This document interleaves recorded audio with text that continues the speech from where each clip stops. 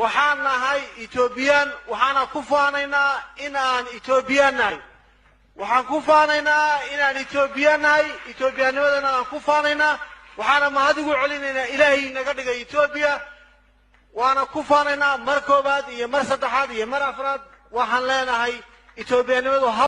Back during slavery, when black people like me talked to the slaves, they didn't kill him. They'd send some old house Negro along behind him to undo what he said. You have to read the history of slavery to understand this. There were two kinds of Negroes. There was that old house Negro and the field Negro. And the house Negro always looked out for his master. When the field Negroes got too much out of line, he held them back in check. He put them back on the plantation. The house Negro could afford to do that because he lived better than the field Negro. He ate better, he dressed better, and he lived in a better house. He lived right up next to his master in the attic or the basement. He ate the same food his master ate and wore his same clothes. And he could talk just like his master. Good diction.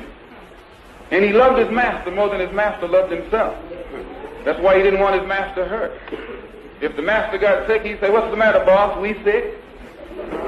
When the master's house caught a fire, he'd try and put the fire out. He didn't want his master's house burned. He never wanted his master's property threatened.